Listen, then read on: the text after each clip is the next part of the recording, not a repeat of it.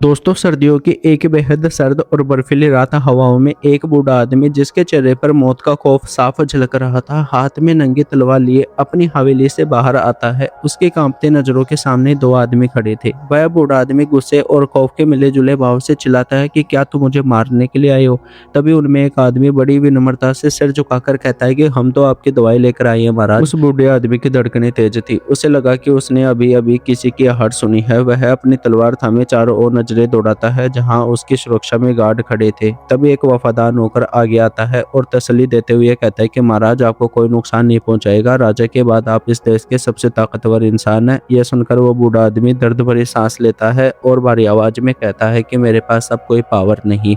मेरी बीवी, मेरी बेटी अब इस दुनिया में नहीं रही। मेरे पास कुछ भी नहीं है। मैं बस अब एक फकीर हूँ। नौकर उसे हिम्मत देते हुए कहता है कि फिर भी राजा ने आपको यह रुतबा दिया है। उस बुजुर्ग की आंखों में एक अजीब सी निराशा छा जाती है। वह कहता है कि मैं अब तक बचा हुआ हूँ, लेकिन ये दवाई मेरे किस काम की अगर मेरा सिर ही कलम कर दिया जाए। नौकर हैरानी से आंखें फाड़कर पूछता है कि सिर कलम, लेकिन किस बात के लिए। उस बुजुर्ग आदमी की आवाज कांपने लगती है। वह कहता है कि एक बार उसने मुझे बताया था कि मेरी मौत कैसे होगी, और ये खौफनाक सच उसने सीधे मेरे चेहरे पर कहा था। नौकर बेचैनी से पूछता है कि आखिर ये बात आप किसने कही थी। बुजुर्ग आदमी खाली दीवार को घूरते हुए जवाब देता है कि उस चेहरा पढ़ने वाले इंसान ने, वह किसी का भी चेहरा देखकर उसे पढ़ सकता था, बता सकता था कि उसके साथ क्या होने वाला है। उसका भूत, भविष्य, वर्तमान सब उसकी आंखों के सामने खुली किताब की तरह था। नौकर अविश्वास से सिर हिलाते हुए कहता है कि यह सब अंधविश्वास है महाराज, ऐसा कुछ नहीं होता। बुजुर्ग आदमी गुस्से से टोकते हुए कहता है कि मूर्ख, तुम इसलिए ऐसा कह रहे हो क्योंकि तुम कभी उस इंसान से नहीं मिले। उसे सब पता था कि कब क्या होने वाला है। वह किसी भी इंसान का चेहरा देखकर उसके राज खोल देता था। अब कहानी अतीत की गहराइयों में जाती है। दोपहर का समय था। एक औरत अपने नौकर के साथ एक घर की तलाश में पैदल जा रही थी। थकान से उसका बुरा हाल था। वह अपने नौकर से पूछती है कि घर कितना दूर है। बेचारा नौकर भी बुरी तरह थका हुआ था, लेकिन उसे समझ नहीं आ रहा था कि मालकिन के गुस्से को कैसे शांत करे। थका हार कर वह अपनी मालकिन को अपने कंधों पर बिठा लेता है। तभी रास्ते में उन्हें एक आदमी दिखाई देता है। वह औरत उस आदमी को देखकर उम्मीद से पूछती है कि क्या यह घर उसी मशहूर चेहरा पढ़ने वाले इंसान का है। तभी उस घर का पुराना सा दरवाजा खुलता है और अंदर से एक नौजवान बाहर आता है जिसका नाम था जिंग। जिंग के चेहरे पर एक अजीब सी खामोशी थी। वह बिना कोई जवाब दिए वहां से चला जाता है। वहां पहले से मौजूद आदमी कहता है कि ये मेरा भतीजा जिंग है, और यकीन मानिए इसे चेहरा पढ़ने की इस विद्या से सख्त नफरत है। इतना कहकर वह आदमी उस औरत को घर के अंदर ले जाता है, जहां उसकी नजर एक सोए हुए आदमी पर पड़ती है। वह अजनबी आदमी उसे जगाने लगता है और औरत से कहता है कि यह कुंभकर्ण की तरह सोता है, लेकिन यह नींद में भी बात कर सकता है। फिर भी वह उस सोते हुए आदमी को झकझोरते हुए कहता है कि उठ जाओ, लेट मत करो, तुमसे मिलने के लिए कोई आया है, वह तुमसे कुछ जानना चाहता है। तभी हम उस सोते हुए इंसान का चेहरा देखते हैं। यह वही मशहूर चेहरा पढ़ने वाला इंसान था जिसका नाम था सोंग। सोंग उबासी लेते हुए उठता है। उसकी आंखें अभी भी नींद से भारी है। उसकी नजरें तेज थी। वह सीधे उस औरत की आंखों में देखता है और कहता है कि तुम यहाँ से चले जाओ, क्योंकि मैं किसी भी इंसान के चेहरे पर लिखे झूठ को आसानी से पढ़ सकता हूँ। तुम यहाँ और किसी मकसद से आई हो, और यह नौकर भी तुम्हारा नौकर नहीं है। तभी वह नौकर अपनी असलियत पर आ जाता है और सीना तान कर कहता है, मैं कोई नौकर नहीं हूँ और ये कोई आम औरत नहीं है, बल्कि एक बड़े महल से आई है और यह खुद भी लोगों का चेहरा पढ़ सकती है। यह बात सुनकर सोंग के चेहरे की बेरुखी हैरानी में बदल जाती है। वह उस औरत की ओर घूरते हुए कहता है कि यह बात तुमने मुझे पहले क्यों नहीं बताई, लेकिन तुम ऐसी लगती तो नहीं।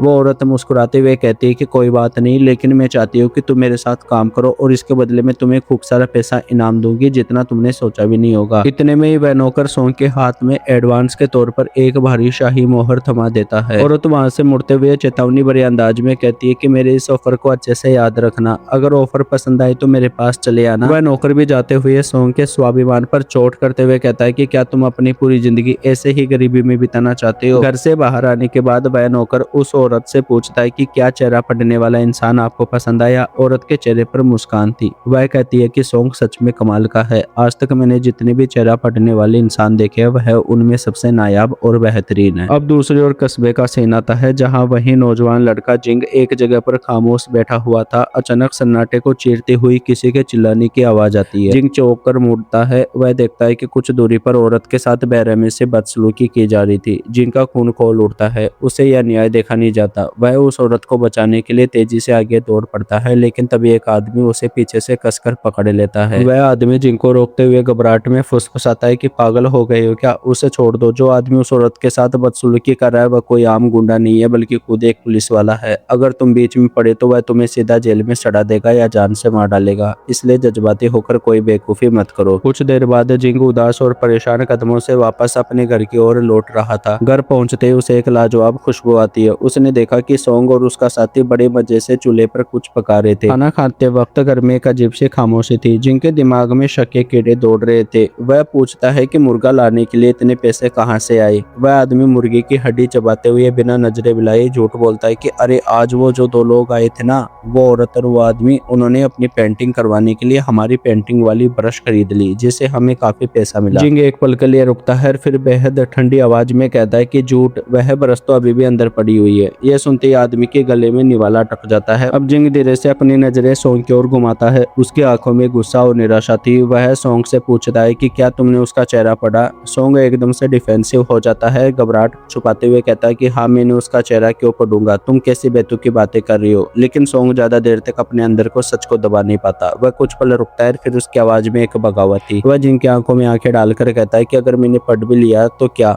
क्योंकि मैं अपने इस काम में माहिर हूँ, मेरे पास यह विद्या है, तो मैं इसका यूज क्यों नहीं कर सकता। जिनका दिल टूट जाता है। वह भारी आवाज में कहता है कि तुमने मुझसे वादा किया था सोंग, तुमने मुझसे कहा था कि तुमने ये काम कभी नहीं करोगे, ये काम हमारे उसूलों के खिलाफ है। सोंग भी चिल्ला उठता है। वह चिल्लाते हुए कहता है कि उसूल नियमों से पेट नहीं भरता जिंग, हमें अपना पेट भरने के लिए कुछ न कुछ तो करना होगा। जिंग बिना कुछ कहे गहरी खामोशी के साथ वहां रखी शराब की बोतल उठाता है और उसे पीने लगता है। यह देखकर सोंग की आंखें फटी की फटी रह जाती है। वह हैरानी से पूछता है कि क्या तुम अब शराब भी पीने लगी हो। जिंग अपने होठों से शराब पहुंचते हुए ये ठंडी आवाज में कहता है कि मैं अब 17 साल का हो गया हूँ सोंग, अब मैं कोई बच्चा नहीं रहा। इतना कहकर जिंग वहां से नाराज होकर एक झटके से उठकर चला जाता है। रात काफी गहरी हो चुकी थी। सोंग अपने साथी के साथ आग जलाकर तप रहा था। सोंग का चेहरा उदास लग रहा था। सोंग एक गहरी सांस लेते हुए कहता है कि मैं बस इतना चाहता हूँ कि जिंग हार मान ले और वह सरकार के लिए काम करने का ख्याल अपने दिमाग से निकाल दे। सोंग की आंखें पुरानी यादों में खो जाती है। उसकी आवाज में गहरा दर्द झलकने लगता है। वह कहता है कि तुम्हें पता है, जब जिंग 5 साल का था तब मैंने सड़कों पर भीख मांगकर काम चलाया था। कुछ देर सोचने के बाद सोंग की आंखों में चमक आ जाती है। वह अपने साथी से कहता है कि मैंने फैसला कर लिया, मैं योंग होंग जाने वाला हूँ, उसी जगह जिसका पता उस औरत ने दिया था। यह सुनकर उसका साथी चौंक जाता है। सोंग उसे समझाते हुए कहता है कि हम अपनी पूरी जिंदगी इस तरह गरीबी में नहीं बिता सकते। मैंने चेहरे पढ़ने की विद्या इसलिए सीखी थी क्योंकि मेरे पास करने के लिए और कोई काम नहीं था, लेकिन अब हो सकता है कि शायद इसी के सहारे में काफी पैसा बना सकूं और अपने परिवार का पेट अच्छे से पाल सकूं, ताकि हमें अपनी बाकी की जिंदगी इस गरीबी में ना गुजारनी पड़े। उसका साथी चिंता जताते हुए पूछता है, लेकिन जब जिनको इस बारे में पता चलेगा तो तुम उसे क्या कहोगे। सोंग कहता है कि हम उसके लिए एक चिट्ठी छोड़कर जाएंगे, उसमें लिखेंगे कि हम पेंटिंग बनाने वाली ब्रश बेचने के लिए जा रहे हैं। अगली सुबह सोंग की आंख खुलती है। वह देखता है कि उसके पास एक चिट्ठी पड़ी थी। सोंग उस चिट्ठी को उठाता है, जैसे उसे पढ़ता है उसके पैरों तले जमीन खिसक जाती है। वह पागलों की तरह बाहर दौड़ता है जहाँ पर जिंग नहीं था। उसका बिस्तर खाली था। पासा पूरी तरह से उल्टा पड़ चुका था। जहाँ सोंग अपने परिवार के लिए कमाने बाहर जाने वाला था, वही उसकी जगह अब जिंग ने ले ली थी। सोंग का साथी उस चिट्ठी को सोंग के कांपते हाथों से लेता है, जोर से पढ़ता है, जहाँ वह बताता है कि मैं एक मंदिर में शिक्षा ग्रहण करने जा रहा हूँ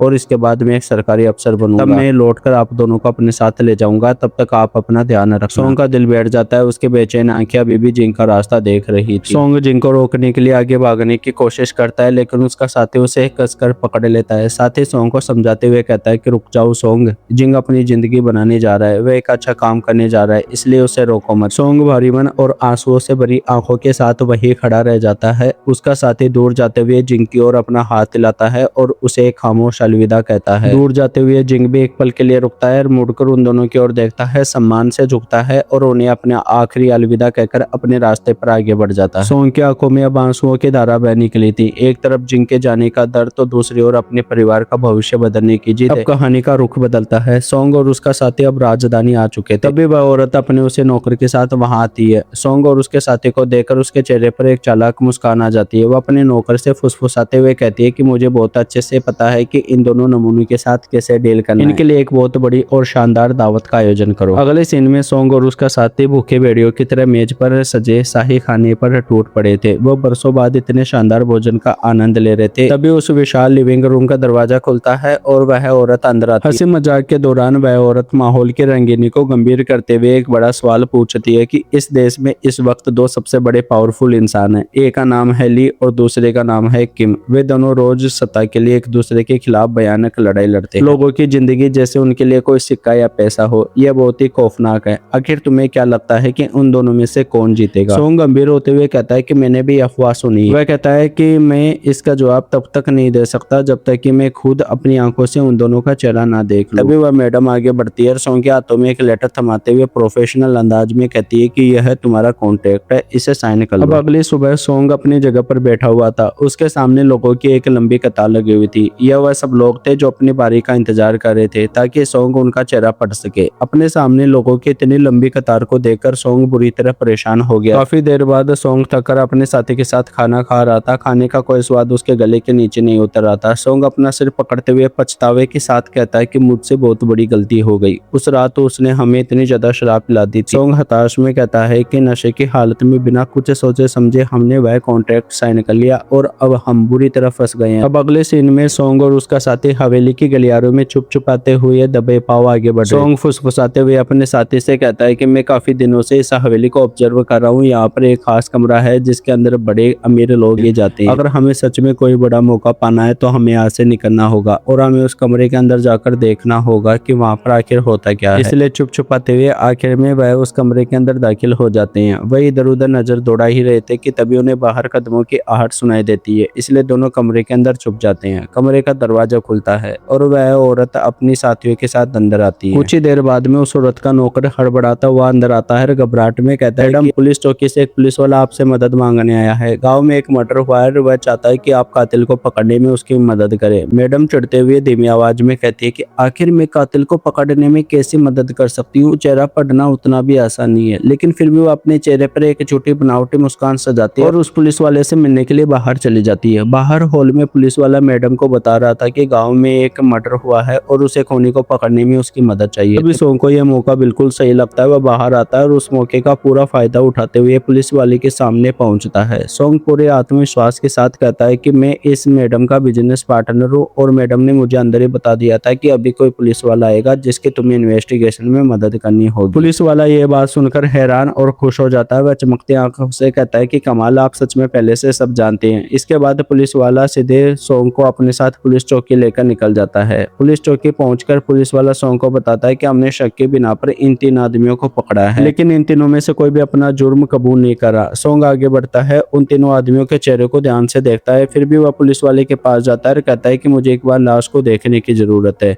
सोंग को उस औरत की लाश के पास ले जाया जाता है। सोंग उस लाश को गौर से देखकर कहता है कि साफ तौर पर एक मर्डर केस है। लाश देखने के बाद सोंग उन 3 आदमियों की तरफ नहीं जाता। उसकी नजर सीधा वहीं पास खड़े एक दूसरे आदमी पर पड़ती है जो उस मरी हुई औरत का पति था। सोंग सीधे उस आदमी के पास जाता है। उसकी आंखों में आंखें डालकर पूछता है कि क्या तुम उस औरत के पति हो? वह आदमी घबराते हुए हामी भरता है। सोंग बिना कोई वक्त बर्बाद किए सीधा सवाल दागता है, तो फिर बताओ आखिर तुमने अपनी बीवी को क्यों मारा? यह सुनकर वह आदमी बुरी तरह हैरान रह जाता है। उसके चेहरे पर खौफ साफ नजर आने लगता है और वह पूछता है कि तुम आखिर क्या कह रहे हो? सोंग बेबाक आवाज में कहता है कि तुम्हारा चेहरा पढ़कर मुझे साफ पता चल रहा है कि तुम्हारा अपनी बीवी से रिश्ता सही नहीं था। तुम दोनों की शादी काफी मुश्किल में थी। इसके बाद सोंग मुड़कर पुलिस वाले के पास जाता है और उस कातिल पति की ओर इशारा करता है। पुलिस वाला तुरंत अपने सिपाहियों को उस औरत के पति को गिरफ्तार करने का आदेश देता है। हथकड़ियां लगते ही आदमी अपनी चोरी पकड़ी जाने पर रोने लगता है। इसका मतलब दोस्तों, सोंग ने सिर्फ चेहरा पढ़कर बिल्कुल सही कातिल को पकड़वा दिया। मर्डर केस सुलझाने के बाद पुलिस वाला सोंग और उसके साथी का शुक्रिया अदा करता है और इनाम के तौर पर उन्हें ढेर सारी मोहरें मिलती है। सोंग और उसका साथी हवेली के अपने कमरे में बैठे खुशी खुशी उन मोहरों को गिन रहे थे। दोनों की आंखों में चमक थी। लेकिन तभी दरवाजे को जोर से धक्का लगता है। एक नकाबपोश आदमी तेजी से अंदर आता है। इससे पहले कि सोंग या उसका कुछ साथी समझ पाते, वह दोनों उन पर जोरदार हमला कर बेहोश कर देता है। बेहोश होने के बाद उन्हें घसीटते हुए एक अंधेरे जंगल में ले जाता है। तभी घोड़ों की टापों की आवाज आती है। एक खूंखार दिखने वाला आदमी घोड़े पर सवार होकर वहां पहुंचता है। वह घोड़े से नीचे देखे बिना पूछता है कि क्या यह वही आदमी है जिसने सिर्फ चेहरा पढ़कर उस खूनी को पहचान लिया था। हमलावर आदमी सिर झुकाकर कहता है कि हाँ हुजूर, यह वही इंसान है। घोड़े पर बैठा आदमी अपनी तलवार निकालकर सोंग के चेहरे की ओर बढ़ाता है। उसका चेहरा गौर से देखने की कोशिश करता है। कुछ देर घूरने के बाद वह खौफनाक आवाज में कहता है कि यह आदमी आगे चलकर हमारे लिए बहुत बड़ी मुसीबत साबित हो सकता है, इसलिए अभी इसे जान से मार डालो। हमलावर सोंग को मारने के लिए आगे बढ़ते ही है कि तभी दूर से किसी के आग जलाने का इशारा दिखाई देता है। घोड़े पर बैठा हुआ आदमी खतरे को भांपते हुए फौरन वहां से भाग निकलता है। अब बचे हुए गुंडे सोंग को मारने वाले ही थे कि सोंग की आंखें खुल जाती है। वह बिना एक पल भी गवाए अपनी जान बचाने के लिए फौरन वहीं पास में गहरे कुएं में छलांग लगा देता है और उसका साथी भी कुएं में कूद पड़ता है। अचानक से एक झटका लगता है, सोंग की आंखें खुल जाती है। वह आपते हुए नींद से जाग उठता है। वह बहुत बुरी तरह डरा हुआ था। वे दोनों अपना सामान उठाकर बाहर वहां से भागने की कोशिश कर रहे थे। तभी पुलिस वाला वहां धमकता है और सोंग हाथ जोड़कर पुलिस वाले से मिन्नत करने लगता है कि साहब, मैं एक बिल्कुल मामूली इंसान हूँ, थोड़ा बहुत चेहरा पढ़ लेता हूँ, मैं इतना होशियार भी नहीं, मुझे यहाँ से जाने दीजिए। पुलिस वाला उन्हें रोकते हुए कहता है कि अरे रुको, यहाँ से जाने से पहले कोई है जो तुम दोनों से मिलना चाहता है, बस एक बार जाकर उस आदमी को हेलो कह दो, फिर चले जाना। सोंग जो बहुत जल्दी में था जलाते हुए कहता है कि हम अगली बार मिल लेंगे, अभी हमें जाने दीजिए।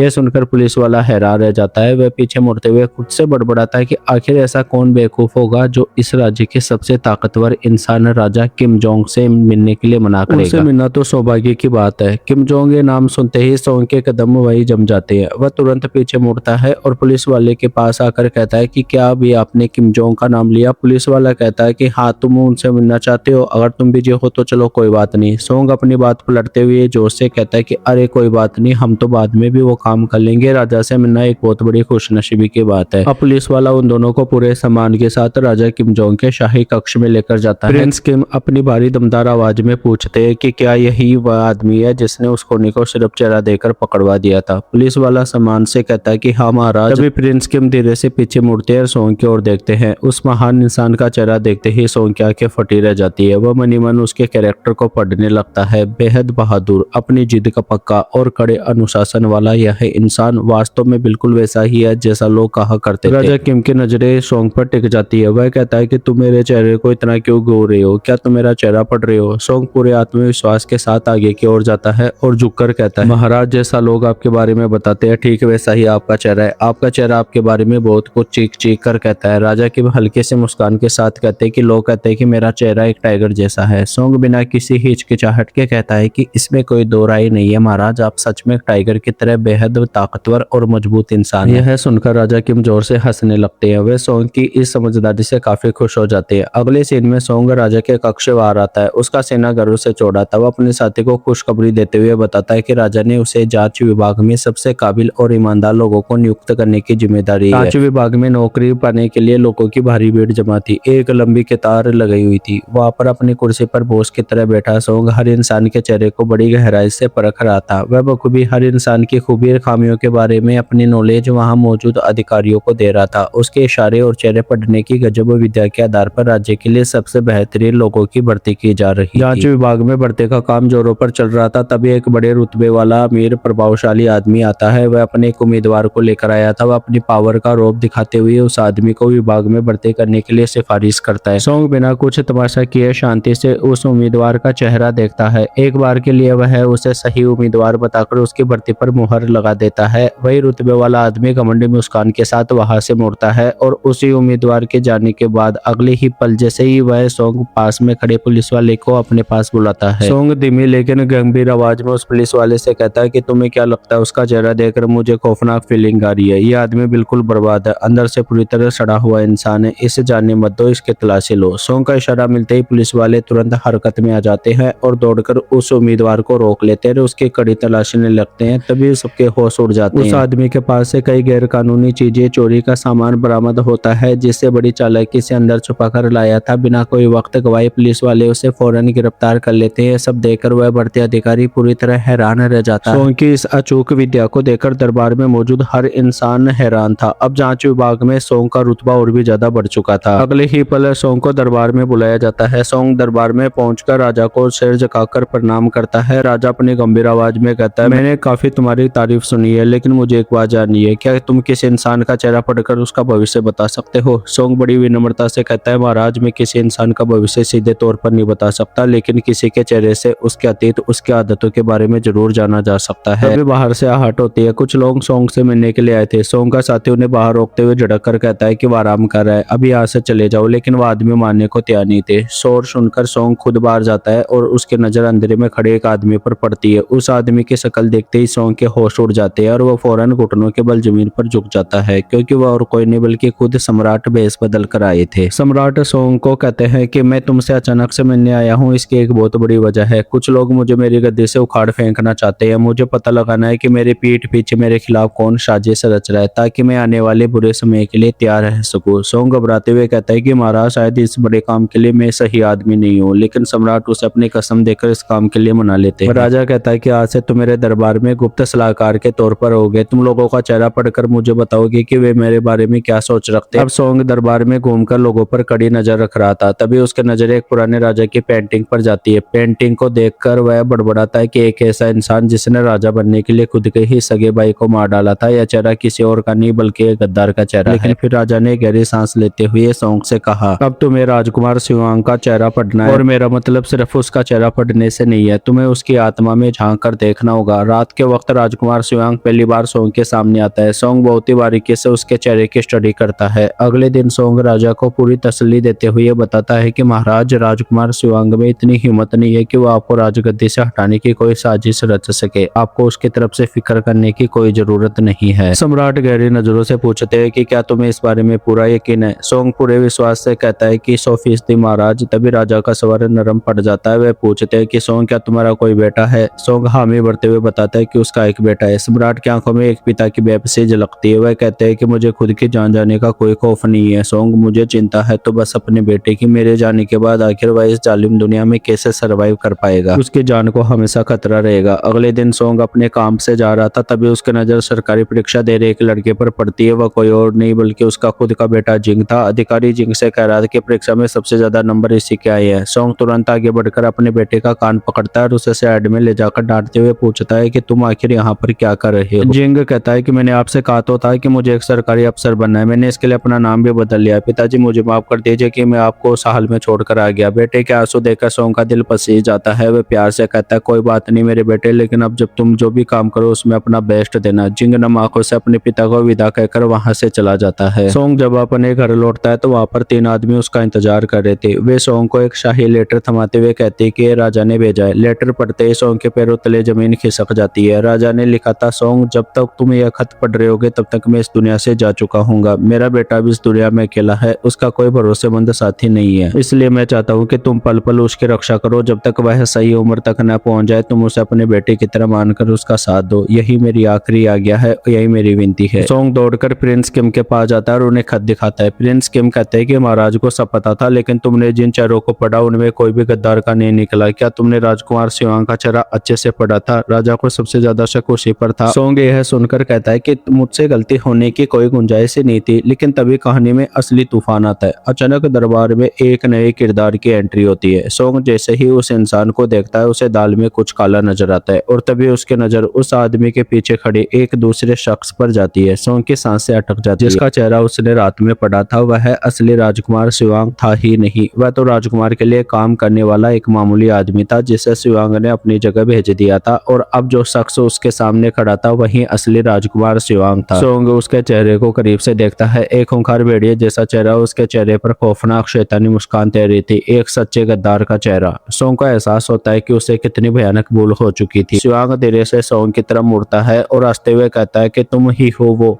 मशहूर चेहरा पढ़ने वाले, लेकिन मुझे इस बातों पर बिल्कुल यकीन नहीं है। लेकिन जरा बताओ, मेरा चेहरा देखकर तुम्हें क्या लगता है? सोंग अंदर तक खौफ से कांप रहा था। वह डर के मारे बस हमें से रिला देता है और शिवांग जोर जोर से हंसने लगता है। जाते हुए कहता है कि मैं जल्दी एक उत्सव का आयोजन करने वाला हूँ और तुम्हें भी उसमें आना है। सोंग भारी मन से वहां से लौट रहा था। वह सोच रहा था कि शिवांग को यह बात कैसे पता चली कि राजा ने उसे चेहरा पढ़ने भेजा था। वह समझ गया था कि शिवांग गद्दी के लिए किसी भी जान लेने से पीछे नहीं हटेगा। अब रात का वक्त था। प्रिंस किम अपने अपने महल के विशाल दरवाजों से बाहर आते हैं, लेकिन बाहर कदम रखते ही उनके पैरों तले जमीन खिसक जाती है। उनकी सांसें गले में अटक जाती है, क्योंकि महल के ठीक सामने एक विशाल और खूंखार टाइगर की खून से लथपथ लाश उल्टी लटकाई गई थी। इस खौफनाक नजारे को देखकर सेनापति किम का दिल दहल जाता है। वह अपना आपा खो देते हैं। उनके अंदर का गुस्सा और बेबसी आंसुओं के रूप में बहने लगती है। यह कोई मामूली शिकार नहीं था और सेनापति किम इस बात को अच्छी तरह समझ गया था कि यह खूंखार भेड़िया राजकुमार शियोंग की तरफ से एक सीधी खुली खौफनाक चेतावनी थी। पूरा राज्य जानता था कि प्रिंस किम को उनकी बहादुरी के लिए द टाइगर के नाम से जाना जाता है। शियोंग ने जानबूझकर एक असली टाइगर का शिकार किया था, उसे किम के दरवाजे पर लटका दिया था ताकि वह अपनी ताकत और अपना खौफ दिखा सके। इस लटके हुए टाइगर का सिर्फ एक ही खौफनाक मतलब था, शियोंग का अगला शिकार और कोई नहीं बल्कि खुद प्रिंस किम होने वाले थे। सोंग अब समझ चुका था कि खतरे की घंटी बज चुकी है। वह फौरन प्रिंस किम के पास जाता है और उन्हें आगाह करता है कि प्रिंस वांग कोई मामूली इंसान नहीं है, वह बहुत ही एक घटिया खूंखार भेड़िया है जो राजगद्दी के लिए किसी भी हद तक जा सकता है। वही दूसरी ओर शियोंग का खेमा एक बेहद ही खौफनाक साजिश रचने में लगा था। शियोंग का एक खास करीबी उसे बता रहा था कि मैंने बिल्कुल हमारे युवा राजकुमार के हुबहू देखने वाला एक लड़का ढूंढ निकाला है। हमारा प्लान यह है कि हम असली राजा को मारकर उसके लाश के टुकड़े कर उसे पानी में बहा देंगे और उस बहरूपिये को गद्दी पर बिठा देंगे। इधर सोंग प्रिंस किम को अपनी रणनीति समझाते हुए कहता है कि प्रिंस किम स्वांग खूंखार जरूर है, लेकिन उसके पास युद्ध का उतना अनुभव नहीं है। मेरी राय में इससे पहले कि वह कोई अपनी चाल चले, हमें अचानक से शियोंग के ऊपर हमला कर देना चाहिए। अपनी जान राज्य को बचाने का सिर्फ यही एक तरीका बचा है। अब से इंद्र राज दरबार का आता है, जहाँ अभी गद्दी पर बैठा युवा राजकुमार मौजूद था। सोंग और प्रिंस किम उस युवा राजकुमार के सामने शियोंग की एक पेंटी रखकर उसे सच्चाई बताने की कोशिश कर रहे थे। वे राजकुमार को समझाते कि शियोंग कभी भी उन्हें धोखा दे सकता है, लेकिन वह राजकुमार इस बात पर बिल्कुल भी भरोसा करने को तैयार नहीं था। वह जलाते हुए कहता है कि आखिर मेरे ही सगे अंकल मुझे मारने के बारे में क्यों सोचेंगे। प्रिंस किम राजा के अतीत का वह काला सच याद दिलाते हैं कि महाराज भूलिए मत, आपके दादा ने भी इसी राजगद्दी को हासिल करने के लिए अपने ही सगे भाई को मार डाला था। सोंग भी हामी भरते हुए कहता है कि बिल्कुल महाराज। प्रिंस शियोंग के चेहरे में हुबहू उनके दादाजी वाले क्रूर लालची गुण मौजूद है। यह सुनकर युवा राजकुमार नाराज हो जाता है। वह कहता है चेहरा पढ़ना अच्छा हुनर हो सकता है सोंग, लेकिन अपनी बातों से एक राजा को इस तरह गुमराह करना एक बहुत बड़ा कड़ा अपराध है। अब रात का वक्त था। महल के कमरे में युवा राजकुमार अपने अंकल शियोंग के साथ बोर्ड गेम खेलने में बिजी था। राजकुमार के चेहरे पर मासूम से खुशी थी, लेकिन वह बिल्कुल अनजान था कि उसके सगे अंकल ने उसके लिए मौत का खौफनाक जाल बिछा रखा है। खेल के बीच में शियोंग बाथरूम जाने का बहाना बनाकर वहां से उठता है और वहां बाहर छुपे अपने साथी के पास जाता है। उसका साथी अपने आस्तीन से एक छोटी सी खतरनाक सुई निकालता है और फुसफुसा कर कहता है कि बस इस सुई को उसके कान के पीछे चुबो देना। शियोंग उस जानलेवा सुई को अपनी अंगुलियों के बीच छुपाकर राजकुमार के पास खड़ा होता है। वह पिन चुबाने के लिए अपने हाथ आगे बढ़ाता है कि अचानक राजकुमार झटके से पीछे मुड़ जाता है। शियोंग बुरी तरह घबरा जाता है और वह सुई उसके हाथ से छिटक कर नीचे फर्श पर गिर जाती है।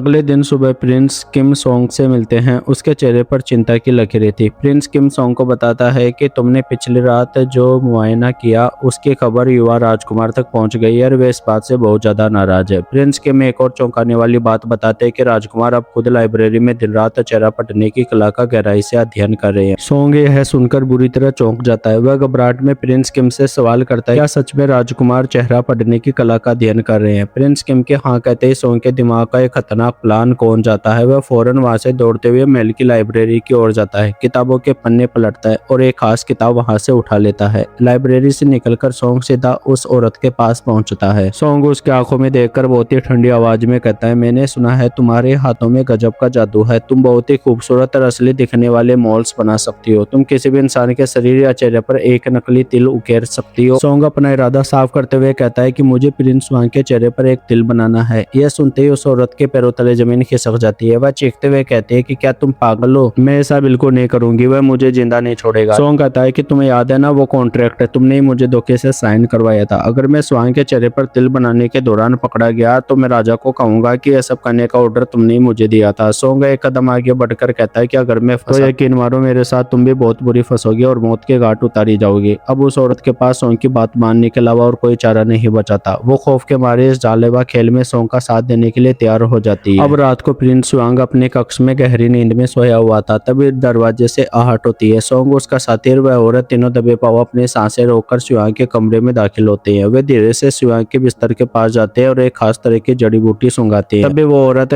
कहती है कि इसे सूंघने के बाद प्रिंस स्वांग को किसी भी तरह के दर्द का एहसास नहीं होगा, लेकिन याद रहे कि अगर इस जड़ी बूटी का असर असर खत्म होने से पहले मैंने उसके चेहरे पर वह तिल नहीं बनाया तो हम रंगे हाथ पकड़े जाएंगे और हमारी मौत तय है। अब औरत डर के मारे प्रिंस युआंग के चेहरे पर मनहूस तिल बनाने के काम में जुट जाती। वह अपने इस काम को बड़ी सावधानी से कर रही थी। अंदर से वह बहुत ज्यादा डरी हुई थी क्योंकि युआंग जैसे दरिंदे के कमरे में किसी भी गलती की कोई गुंजाइश नहीं थी। अगर उसका हाथ थोड़ा सा भी कांपता तो खेल वहीं खत्म हो जाता। धीरे धीरे वह काम पूरा ही होने वाला था और युआंग अभी भी उस दवा के असर से गहरी नींद में था। लेकिन ये क्या, जैसे वह औरत तिल बनाने के बाद उस छोटे से घाव को सीलने के लिए अपनी आखिरी टाका लगा रही थी, अचानक प्रिंस युआंग की आंख झटके से खुल जाती है। सोंग, उसका साथी और वह औरत तीनों की सांसें हल्क में अटक जाती है। एक पल के लिए तीनों बुरी तरह खौफ में आ जाते हैं कि अब युआंग उठ बैठेगा और उनकी गर्दन धड़ से अलग कर देगा। लेकिन अगले ही पल उस जड़ी बूटी के भारी नशे की वजह से युआंग की पलकें वापस भारी होने लगती है और वह फिर से गहरी नींद में समा जाता है। युआंग की आंखें बंद करते ही तीनों की जान में जान आती है। इस तरह एक पल की किस्मत ने सोंग और उसके साथियों को वहां से सही सलामत भागने का मौका दे दिया था। अब अगले दिन युवा राजकुमार अपने अंकल राजकुमार युआंग के साथ बैठकर बड़े ही लहजे में बात कर रहा था कि अंकल, प्रिंस किम और दरबार के बाकी मंत्री मेरे कान भरते हैं। वे आपके बारे में गलत बातें करते हैं और मुझे आपके खिलाफ भड़काते हैं। युआंग अपने शैतानी फितरत को छुपाते हुए ये कहता है कि महाराज, आपको इन बातों पर बिल्कुल ध्यान नहीं देना चाहिए, यह अफवाह है। लेकिन बात करते करते अचानक राजकुमार की नजर युआंग के माथे की ओर जाती है। वहाँ उसे युआंग के माथे पर वह तिल दिखाई देता है, वही तिल जो सोंग ने गद्दार की निशानी के तौर पर वहां बनाया था। तिल का वह निशान देखते ही राजकुमार की आंखें फटी की फटी रह जाती है। उसके चेहरे का रंग उड़ जाता है। डर के मारे उसकी नजर फौरन नीचे की ओर झुक जाती है। राजकुमार वहां से उठता है और फौरन अपनी लाइब्रेरी की ओर जाता है। वह कांपते हाथों से चेहरा पढ़ने वाली उस किताब को खोलता है जिसका वह इतने दिनों से गहराई से अध्ययन कर रहा था। किताब के पन्नों और उस तिल के निशान का मिलान करते ही राजकुमार के पैरों तले जमीन खिसक जाती है। अब राजकुमार को पूरा विश्वास हो चुका था कि जिस चाचा को वह अपना सगा मान रहा था वही चाचा उसकी मौत का खौफनाक जाल बुन रहा था। राजकुमार फौरन प्रिंस किम को बुलावा भेजता है। किम के आते ही राजकुमार भरे हुए गले आंसुओं के साथ कहता है कि अब तक अपने चाचा के झूठे प्यार में मैं पूरी तरह अंधा था प्रिंस किम, लेकिन अब मैं समझ गया हूँ कि मेरा अपना चाचा ही मेरी मौत की असली वजह बनने वाला था। अब उसकी आंखों में एक राजा का गुस्सा था। वह आदेश देता है कि प्रिंस युआंग को इस राज्य से तुरंत बर्खास्त कर दिया जाए और उसे देश से बाहर निकाल दिया जाए। उधर प्रिंस किम अपनी सेना के खास कमांडरों के साथ एक गुप्त मीटिंग कर रहे थे। किम का चेहरा सख्त था। वे बता रहे कि कल जब युआंग के आदमी चीन के लिए निकलेंगे तब हम उन पर अचानक और जोरदार हमला करेंगे। किम अपनी आवाज को धीमा करते हुए चेतावनी देते हैं कि अभी फिलहाल युआंग अपने साथी महल में खानपान और जश्न में बिजी है। हमें इस बात का बहुत ही बारीकी से ध्यान रखना है कि हमारे हमले की भनक किसी भी कीमत पर उनके कानों तक नहीं पहुंचनी चाहिए। रात का अंधेरा गहरा चुका था। सोंग का इकलौता बेटा जिंग अपनी पढ़ाई खत्म करके महल में अपने कमरे की ओर आगे बढ़ रहा था। तभी अचानक अंधेरे में कुछ नकाबपोश लोग उस पर झपट पड़ते हैं। जिंग कुछ समझ पाता इससे पहले वे लोग उसे कसकर पकड़ लेते हैं और उसकी आंखों में खौफनाक केमिकल डाल देते हैं। जिंग दर्द से तड़पते हुए अपने आंखों पर हाथ रखकर जमीन पर गिर पड़ता है। उसके चीख उस सर्द रात के सन्नाटे को चीर देती है। अगले सीन में सोंग का साथी अपने कमरे में था। तभी बाहर से आदमी भागता हुआ आता है। घबराहट में वह बात उसे बताता है। यह सुनते ही सोंग के साथी का दिल धक से रह जाता है। वह पागलों की तरह बाहर उस जगह पर पहुंचता है। वहाँ कुछ वैद्य जिंग की आंखों की जांच पड़ताल कर रहे थे। जिंग दर्द से तड़प रहा था, रोते हुए बार बार अपने पिता को पुकारा था। जब सोंग के साथी को पता चलता है कि जिंग की आंखें पूरी तरह जल चुकी है और वह अब जिंदगी में कभी देख नहीं पाएगा तो उसके पैरों तले जमीन खिसक जाती है। वह फूट फूट कर रोते हुए वेदों से गुहार लगाता है कि प्लीज कैसे भी करके इसकी आंखें ठीक कर दो, यह एक बाप की इकलौती उम्मीद है। तभी वहां खड़े कुछ लोगों को आपस में फुसफुसाते हुए यह सुनता है कि जिंग को अंधा करने के लिए आदेश किसी और ने नहीं बल्कि लॉर्ड किम ने दिया था, क्योंकि जिंग अपना काम बहुत ही ईमानदारी से कर रहा था। सोंग के साथी को अपने कानों पर यकीन नहीं हो रहा था। जिस लॉर्ड किम को वे लोग साथ दे रहे थे उसने उसके बेटे की जिंदगी तबाह कर दी। लॉर्ड किम के प्रति नफरत ने उसे अंदर से पागल कर दिया था। निराश और हताश होकर वह बहुत ही खौफनाक कदम उठा लेता है। सोंग का साथी सीधे प्रिंस युआंग के महल पहुंचता है और उसे अकेले में मीटिंग करने की जिद करता है। युआंग उस वक्त अपने खास लोगों के साथ जश्न में बिजी था। जब उसे इस जिद की जानकारी दी जाती है वह बाहर आता है। सोंग का साथी बिना कोई वक्त गवाए सीधे कहता है कि लॉर्ड किम ने कल आपको मारने का एक बहुत बड़ा प्लान बनाया है। कल आप चीन के लिए बिल्कुल मत जाना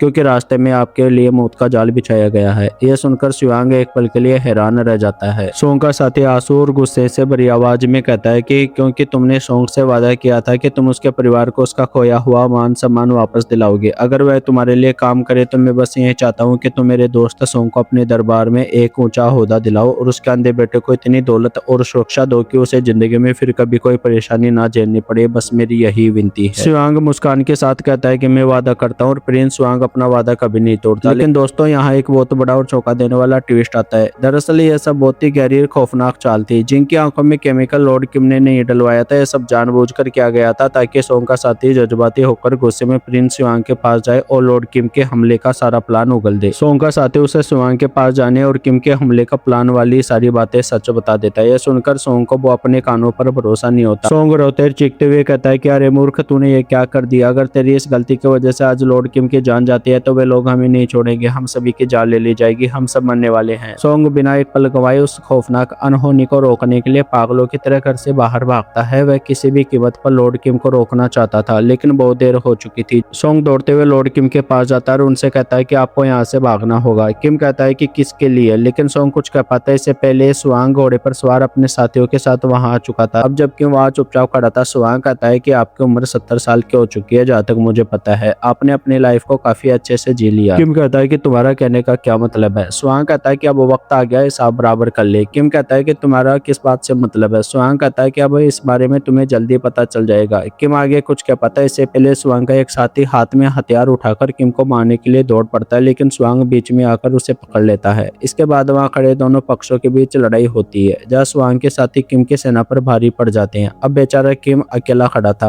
और स्वांग के सैनिक उस पर हमला करने वाले थे, जहाँ दो सैनिक आकर लॉर्ड किम के पेट में तलवार घोंप देते हैं। लेकिन लॉर्ड किम इतना भी कमजोर नहीं था कि वह इतनी आसानी से मर जाए। तभी एक दूसरा साथी आकर उसके सिर पर तलवार से वार करता है और देखते देखते लॉर्ड किम ढेर होकर जमीन पर गिरकर दम तोड़ देता है। सोंग को अभी तक अपनी आंखों पर भरोसा नहीं हो रहा था। सोंग वहां से चिल्लाते हुए दौड़ता है कि लॉर्ड किम मारे गए, स्वांग ने उन्हें मार दिया। इसके बाद वह दरबार के बाहर आकर गार्ड्स को चेतावनी देता है कि अगर हमने स्वांग को नहीं रोका तो वह राजकुमार को मार डालेगा। वही स्वांग अपनी सेना के साथ महल में हमला बोल चुका था। अगले पल वह राजकुमार के सामने खड़ा था। स्वांग सवाल करता है कि राजकुमार, क्या आपने मुझे इस देश से बाहर निकालने का आदेश दिया था? वह कहता है अगर वह इस आदेश को मानता तो राजकुमार जिंदा नहीं होता। और अगले पल स्वांग पूरे महल को कंट्रोल अपने हाथ में ले चुका था। वह बता रहा था कि अब से सेना और दरबार के जितने भी कामकाज है उसका कंट्रोल अब उसके हाथ में रहेगा। उससे पूछे बिना कुछ भी नहीं किया जाएगा। जो उसका आदेश मानने को तैयार है वह अलग से उस लाइन में जाकर खड़े हो जाए, और जो नहीं मानेगा उसे मौत के घाट उतार दिया जाएगा। राजकुमार भी डर के मारे कांपने लगा था, लेकिन स्वांग के किए गए वादे के चलते सोंग को जिंदा छोड़ दिया गया था। सोंग आगे बढ़ रहा था महल की ओर, तो रास्ते में कुछ लोग चिल्लाते हुए भाग रहे थे कि प्रिंस स्वांग पागल हो गया, जो भी उसके खिलाफ है उनको वह मार रहा है। तभी सोंग की नजर अपने बेटे की ओर पड़ती है। वह अपने बेटे को देखकर स्वांग से अर्ज लगाता है कि वह उसका बेटा, उसे छोड़ दो। स्वांग उसके बेटे को उसके पास बुलाता है। आगे स्वांग कहता है कि तुम्हारा बेटा मेरे खिलाफ खड़ा था, इसलिए अगर उसकी जान बचाना चाह रहे हो तो फिर तुम्हारी आंखें निकाली जाएगी। सोंग अपने बेटे की जान बचाता क्या न करता, इसलिए वह हाँ भर देता है, मेरी आंखें निकाल लो। तभी एक सैनिक आगे बढ़कर उसकी आंख निकालने वाला ही होता है कि अगले पल पता चलता है कि यह सिर्फ स्वांग का एक मजाक था। अब स्वांग सोंग के करीब आता है और उससे कहता है कि मैं चाहता हूँ तुम मेरा चेहरा पढ़कर बताओ, आखिर क्या मैं राजा बनने लायक हूँ? सोंग कहता है आप इस महान राज्य के इतिहास में सबसे महान राजाओं में से शुमार होंगे। आपका नाम कई सदियों तक लिया जाएगा, एक महान शासक के तौर पर। यह सुनकर स्वांग को तसल्ली मिलती है। वह उन दोनों बाप बेटों को छोड़कर आगे बढ़ जाता है। थोड़े कदम आगे चलता है कि स्वांग उसे टोकता है। फिर वह उन्हें देखकर सोंग को कहता है कि तुमने ऐसा क्यों कहा कि मैं राजा बनूंगा, जबकि मैं तो असलियत में अब राजा बन चुका हूँ? इसका मतलब तुम भी गद्दार हो। और वह एक तीर निकालता है और उसे कमान में लगाकर निशाना साधता है, लेकिन तीर सोंग को नहीं बल्कि उसके बेटे को जाकर लगती है। अपनी आंखों के सामने अपने बेटे की जान जाते देख एक पिता के लिए इससे बड़ा सदमा अफसोस क्या हो सकता था। सोंग अपने मासूम बेटे की लाश को छाती से लगाए रोया जा रहा था। स्वांग कहता है कि तुम्हारे बेटी की जगह मुझे तुम्हें मारना चाहिए था, लेकिन तुमने मेरी मदद की, इसलिए मैं तुम्हें जिंदा छोड़ रहा हूँ। स्वांग का साथी अपना आपा खो चुका था। वह राजा को दुत्कारते हुए उसकी तरफ बढ़ा जा रहा था, लेकिन सैनिक उसे भी पकड़ के रोक लेते हैं। स्वांग आगे बढ़ते हुए खुद से सवाल कर रहा था कि क्या सोंग को पता था कि अपने बेटे का चेहरा पढ़कर वह इतनी कम उम्र में मर जाएगा? फिर कुछ पल के लिए वह रुकता है, फिर कहता है कि मुझे नहीं लगता, और वह आगे बढ़ जाता है। इसके बाद कहानी अब अपनी आखिरी मुकाम पर आ चुकी थी, जो स्वांग का साथी मछली पकड़ रहा था। वही औरत के पास खड़ा आदमी कहता है कि यह तो बहुत ज्यादा बोलता था, लेकिन इतना शांत कैसे है? जो औरत बताती है कि अपनी गिल्ट के कारण उसने अपनी जीभ काट ली थी, वह बच गया, लेकिन उसकी आवाज गवा दी। इसके बाद सीन शिफ्ट होता है आखिरी सीन पर, जहाँ सोंग बूढ़ा हो चुका था। वह अकेलेपन में जिंदगी काट रहा था। वह कहता है कि वह सिर्फ चेहरा पढ़ने में माहिर था, बाद में क्या होने वाला था भविष्य में वह कभी जान नहीं सका था। ये कारण है कि वह अपनी हालत का खुद जिम्मेदार था। वह कहता है कि अभी हवा का रुख उनकी तरफ था, जिसकी वजह से स्वांग राजा बना, लेकिन एक दिन आएगा जब राज्य के लोग बगावत करेंगे, स्वांग को गद्दी से उखाड़ फेंकेंगे। वह उस दिन का इंतजार कर रहा है। बॉडीगार्ड कहता है कि क्या इसका मतलब तुम मुझे श्राप दे रहे हो? सोंग कहता है मैंने तुम्हारा चेहरा कभी साफ नहीं देखा, लेकिन आज मैं तुम्हारा चेहरा साफ तौर पर देख पा रहा हूँ, और तुम्हारा चेहरा पढ़कर मैं बता सकता हूँ कि चाहे तुम्हारी जवानी काफी अच्छी बीती हो, लेकिन तुम्हारा अंत बेहद ही बुरा होगा। मेरी बातों को याद रखना है, क्योंकि आखिर में तुम्हारा सिर धड़ से अलग कर दिया जाएगा। यह मेरा वचन है जो तुम्हें हमेशा याद रखना। यह सुनकर स्वांग का बॉडीगार्ड तिलमिला जाता है। वह हैरान परेशान टकटकी लगाए हुए सोंग को वहां से जाते हुए देखता है। और दोस्तों, कहानी की शुरुआत में जो हमें वो बुजुर्ग आदमी दिखाया गया था, वह असल में वही बॉडीगार्ड जो कह रहा था कि उस फेस रीडर के बताने के बाद मैंने जिंदगी में कभी किसी से कोई दुश्मनी मोल नहीं ली। यहाँ तक कि राजा स्वांग भी सालों पहले मर गया। उसके बाद अब तक मैंने 3 राजाओं की सेवा की है। फिर वह नौकर से कहता है कि तुम सही कह रहे हो, चेहरा पढ़ना आखिर में एक अंधविश्वास है, क्योंकि अभी तक मेरा सिर नहीं काटा गया। अगर उस फेस रीडर की बात सच होती तो कब का मेरा सिर काट दिया गया होता। वह आखिर में गलत साबित हुआ। यह कहकर उस बुजुर्ग आदमी को नींद आने लगी थी। नौकर भी सो रहे थे। जहाँ स्क्रीन पर दिखाया जाता है कि स्वांग को बाद में अपने किए पर काफी पछतावा हुआ था और इसी पछतावे के चलते उसने बौद्ध धर्म अपना लिया था और आखिर में उसने कई लोगों को जीवन दान दिया और इसके कुछ दिनों बाद अचानक से उसकी मौत हो गई। ठीक उसके 17 साल बाद राजा को जहर देने के शक के चलते उसके बॉडीगार्ड की लाश को उसकी कब्र से निकालकर आखिर में उसका सिर धड़ से अलग कर दिया गया था। यानी दोस्तों, आखिर में सोंग की कही गई बात सच साबित हो गई थी। जहाँ सोंग समुद्र के किनारे आसमान की ओर नम आंखों से टकटकी लगाई हुई देख रहा था। और इसी के साथ इस फिल्म की कहानी यही खत्म हो जाती है।